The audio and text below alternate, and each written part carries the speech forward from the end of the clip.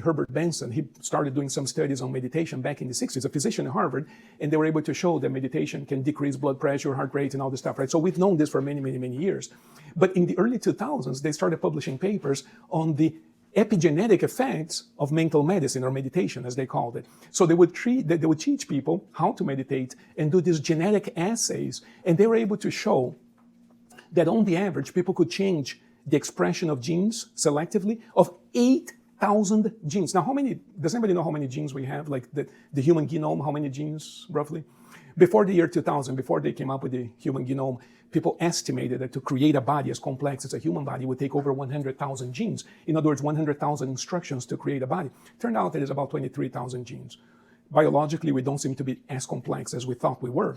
23,000 genes. 15,000 of those genes are ubiquitous. They're in every cell. They have to be expressed for the cell to work. And the other 8,000 are relative to the cell's function. So a liver cell is different from a heart cell, from a kidney cell, and different genes are expressed, and that's why those cells are different. Well, it turns out that an equivalent number of genes can be selectively expressed or suppressed if a person learns to meditate. That is science. That's published. So when you learn to remove yourself from sympathetic activation, just the stress response, when you go into hypnosis and you calm your mind, you're literally telling your body to produce different genes. You're literally changing your physiology. So people talk about anti-aging, which is something that we're all interested in. How can I make my body last longer? The number one thing we need to do is learn how to use the mind differently, reduce stress, because then different genes will be expressed. Now, everything follows from genes, because genes create proteins, right? So the body is made out of proteins. The bones are made out of collagen, elastin. The skin is made of collagen, elastin. Those are all proteins, and proteins come from genes. So when we learn to use the mind differently, different genes will be expressed, and the body literally begins to change. Now, the number one thing that you hear when people talk about themselves is people say things like, well, I have a bad back. Well, I have bad knees.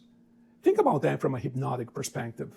Now, I'm not talking from the perspective of the orthopedic surgeon. Perhaps in that context, they would say, well, you have bad knees. Perhaps that's what they would say in that context. But think about socially when a person says to you, so-and-so has bad knees or bad back or stuff like this, right?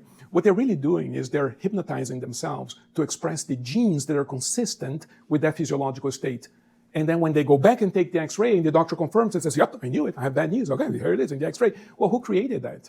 In some ways, we do over years of telling ourselves that that's what we have, that's what we are living with. So that's epigenetics. And we can alter your epigenetic state by going into hypnosis. All of us can learn to do this today. The other thing that I want to bring to your attention is this idea of neuroplasticity.